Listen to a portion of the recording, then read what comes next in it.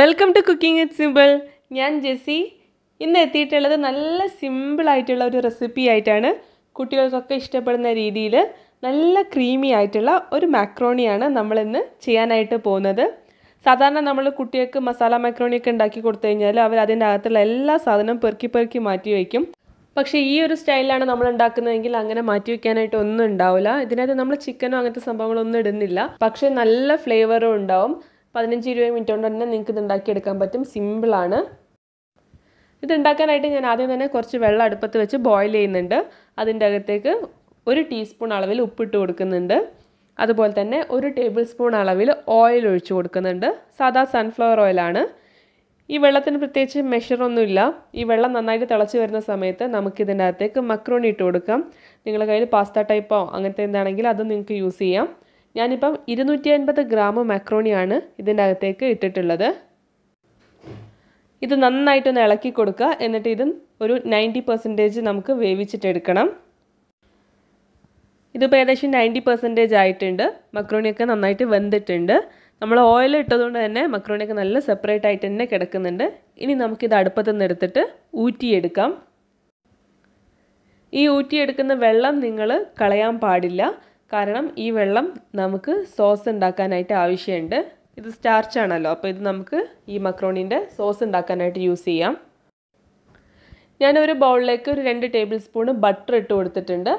Butter ഇല്ലാത്തവർക്ക് ഓയിലും ഇതിനായിട്ട് യൂസ് ചെയ്യാം. ബട്ടർ ഒന്ന് മെൽറ്റായി വരുന്ന സമയത്ത് നമുക്ക് ഇതിൻ്റെ അകത്തേക്ക് കുറച്ച് വെളുത്തുള്ളി ചെറുതായി അരിഞ്ഞത് ചേർത്ത് കൊടുക്കണം. ഞാനിപ്പം 4 അല്ലി വെളുത്തുള്ളി ചെറുതായി നുറുക്കിയിട്ട് എടുത്തിട്ടുണ്ട്. അത് ഇതിൻ്റെ അകത്തേക്ക് ചേർത്ത് കൊടുക്കുകയാണ്. എന്നിട്ട് നമുക്കിതൊന്ന് വഴറ്റിയെടുക്കാം.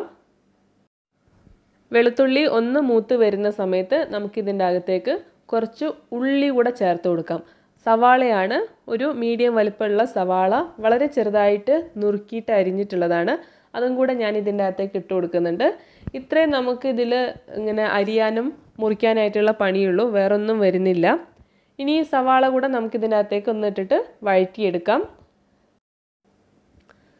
സവാള ഒന്ന് വഴന്ന് വരുന്ന സമയത്ത് നമുക്കിതിൻ്റെ അകത്തേക്ക് 1 ടീസ്പൂണ് മുളക് പൊടി ഇട്ട് കൊടുക്കാം. ഞാനിപ്പോൾ എടുത്തിട്ടുള്ളത് കശ്മീരി ചില്ലിയാണ്.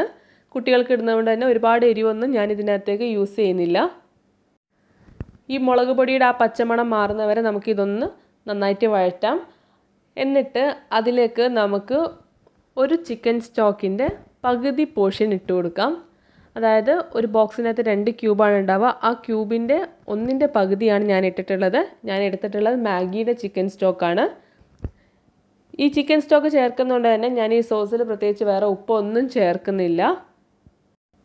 ഉപ്പ് വേണം തോന്നുകയാണെന്നുണ്ടെങ്കിൽ നിങ്ങൾ പിന്നീട് ചേർത്താൽ മതി. ഇനി നമുക്കിതിലേക്ക് ഒരു പാക്കറ്റ് ടൊമാറ്റോ പേസ്റ്റും കൂടെ ചേർത്ത് കൊടുക്കാം. ഞാൻ എടുത്തിട്ടുള്ളത് 135 ഗ്രാമിൻ്റെ ഒരു പാക്കറ്റാണ്. കപ്പളവ് പറയുകയാണെന്നുണ്ടെങ്കിൽ ഏകദേശം 1/4 കപ്പിൻ്റെ കുറച്ചും കൂടെ വരും. ഇത് നിങ്ങൾക്ക് കടകളിലൊക്കെ ഈസി ആയിട്ട് വാങ്ങിക്കാൻ കിട്ടും. ഇനി നിങ്ങളെ കയ്യിൽ ഇല്ലയെന്നുണ്ടെങ്കിൽ നിങ്ങൾക്ക് തക്കാളി അരച്ചിട്ട് പേസ്റ്റ് ആക്കിയിട്ട് ഇതിൽ ചേർത്ത് കൊടുക്കാം. ഇനി ഞാൻ ഇതിലേക്ക് നമ്മൾ നേരത്തെ എടുത്ത് വെച്ചിട്ടുണ്ടായിരുന്ന ആ മക്രോണി ഊറ്റിയെടുത്ത വെള്ളമില്ലേ, അത് ചേർത്ത് കൊടുക്കുകയാണ്.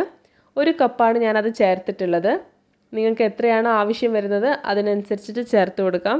എത്രത്തോളം സോസ് നിങ്ങൾക്ക് ആവശ്യമുണ്ടോ, എത്രത്തോളം തിക്നെസ് ആവശ്യമുണ്ടോ അതിനനുസരിച്ച് നിങ്ങൾക്ക് ആ വെള്ളം കൂടുതൽ വേണമെന്നുണ്ടെങ്കിൽ കൂടുതൽ ചേർത്ത് കൊടുക്കാം. ആ വെള്ളം ചേർത്ത് കഴിഞ്ഞാൽ തന്നെ നിങ്ങൾക്ക് കാണാൻ പറ്റും നമ്മുടെ സോസൊക്കെ നല്ല തിക്കായിട്ട് നല്ല ക്രീമി ആയിട്ട് വന്നിട്ടുണ്ട്. ഇനി നമ്മൾ നേരത്തെ ഊറ്റി വെച്ചിട്ടുള്ള ആ മക്രോണിയില്ലേ, അത് നമുക്ക് ഇതിൻ്റെ അകത്തേക്ക് ഇട്ട് കൊടുക്കാം. അപ്പോൾ ശരിക്കും നിങ്ങൾ പറയുകയാണെന്നുണ്ടെങ്കിൽ ഒരു ഭാഗത്ത് മക്രോണി വേവിക്കാൻ വെക്കുന്ന സമയത്ത് തന്നെ നിങ്ങൾക്ക് ഈ ഒരു സോസ് വേറൊരു പാത്രത്തിൽ പ്രിപ്പയർ ചെയ്യാം. അപ്പോൾ പെട്ടെന്ന് തന്നെ പണി കഴിയും. ഒരു 10-15 മിനിറ്റ് കൊണ്ട് തന്നെ പണി കഴിയും. മക്രോണി ഇട്ടതിന് ശേഷം ഇത് നന്നായിട്ടൊന്ന് മിക്സ് ചെയ്യുക. ഈ ഒരു സോസിൽ കിടന്നിട്ട് നമ്മുടെ മക്രോണി ഒരു 2 മിനിറ്റും കൂടെ ഒന്ന് നന്നായിട്ട് തിളക്കട്ടെ. അപ്പോൾ ശരിക്കും ആ സോസൊക്കെ മക്രോണിൻ്റെ അകത്ത് പിടിച്ചിട്ട് കിട്ടും. ഇപ്പോൾ ഏകദേശം നമ്മുടെ സംഭവം റെഡി ആയിട്ടുണ്ട്. ഇനി ഇതിലേക്ക് ഒരു ചേരുവ കൂടെ ഞാൻ ചേർക്കുന്നുണ്ട്. വേറെ ഒന്നല്ല, മൊസറല്ല ചീസാണ്. ഒരു 100 ഗ്രാം മൊസറല്ല ചീസും കൂടെ ഞാൻ ഇതിലേക്ക് ചേർത്ത് കൊടുക്കുന്നുണ്ട്. നിങ്ങളെ കയ്യിൽ ചെഡാർ ചീസ് ഉണ്ടെങ്കിൽ ചെഡാർ ചീസും ചേർത്ത് കൊടുക്കാം. അപ്പോൾ നല്ലൊരു ചീസി ഫ്ലേവർ കിട്ടും. മൊസറല്ലയ്ക്ക് പ്രത്യേകിച്ച് ഫ്ലേവർ ഉണ്ടാവില്ല, പക്ഷേ ആ ചീസ് പുള്ളിങ് നന്നായിട്ട് ഉണ്ടാവും. ചീസ് ഇട്ടതിന് ശേഷം ഞാൻ 1 മിനിറ്റ് ഒന്ന് കവർ ചെയ്ത് വെച്ചിട്ടുണ്ടായി. ആ 1 മിനിറ്റ് കൊണ്ട് തന്നെ നിങ്ങൾക്ക് ഈ ചീസ് മെൽറ്റായി കിട്ടും. നന്നായിട്ടൊന്ന് മിക്സ് ചെയ്യുക. ഇപ്പം തന്നെ നിങ്ങൾക്ക് നോക്കിയാൽ കാണാൻ പറ്റും ആ ഒരു ചീസ് പുള്ളിങ് എത്രത്തോളം ഉണ്ട് എന്നുള്ളത്. കുട്ടികൾക്കൊക്കെ അത് കാണുമ്പോൾ തീർച്ചയായിട്ടും നല്ല ടെംപ്റ്റിംഗ് ആയിരിക്കും കഴിക്കാനായിട്ട്. ഇവിടെ മക്കൾക്ക് ഇത് ഉണ്ടാക്കി കൊടുത്തിട്ട് ഭയങ്കരമായിട്ട് ഇഷ്ടപ്പെട്ട്. ഇവിടെ ഇതിന് വേണ്ടിയിട്ട് അടിയായിരുന്നു. അപ്പോൾ തീർച്ചയായിട്ടും നിങ്ങൾ ട്രൈ ചെയ്ത് നോക്കുക. എല്ലാവർക്കും ഒരുപോലെ ഇഷ്ടപ്പെടുന്ന ഒരു റെസിപ്പിയാണ്. കാരണം നല്ല ക്രീമി ആയിട്ടുള്ള ഒരു മക്രോണിയുടെ റെസിപ്പിയാണ്. ഞാനിതൊന്ന് ഡെക്കറേറ്റ് ചെയ്യാനായിട്ട് കുറച്ച് സ്പ്രിംഗ് ഓണിയൻ കട്ട് ചെയ്തതും കൂടെ ഇതിൻ്റെ മുകളിൽ ഇടുന്നുണ്ട്. ഇനി നമുക്കിത് സെർവ് ചെയ്യാം. ഇത് ചൂടോടെ കഴിക്കുമ്പോഴാണ് ശരിക്കും ആ ചീസ് പുള്ളിങ് ഒക്കെ നന്നായിട്ട് ഉണ്ടാവുക. പിന്നെ ഈ ഒരു മക്രോണിയുടെ കൂടെ നിങ്ങൾക്ക് പ്രത്യേകിച്ച് വേറെ സോസിൻ്റെ ഒന്നും ആവശ്യം ഉണ്ടാവില്ല. നല്ല ക്രീമി ആയിട്ടുള്ള ഒരു മക്രോണിയാണ്. എല്ലാവരും തീർച്ചയായിട്ടും ട്രൈ ചെയ്ത് നോക്കുക. വീഡിയോ ഇഷ്ടപ്പെട്ട് കഴിഞ്ഞാൽ തീർച്ചയായിട്ടും താഴെയുള്ള ചുവന്ന സബ്സ്ക്രൈബ് ബട്ടൺ ഒന്ന് ക്ലിക്ക് ചെയ്യുക. അക്കാര്യം ആരും മറക്കരുത്. നമുക്ക് പുതിയൊരു വീഡിയോ ആയിട്ട് കാണാം. അതുവരെ എല്ലാവരും സേഫ് ആയിട്ടിരിക്കുക. പിന്നെ റെസിപ്പി ട്രൈ ചെയ്തിട്ട് തീർച്ചയായിട്ടും ഫീഡ്ബാക്ക് കമൻറ്റിൽ പറയണം. Thank you for watching.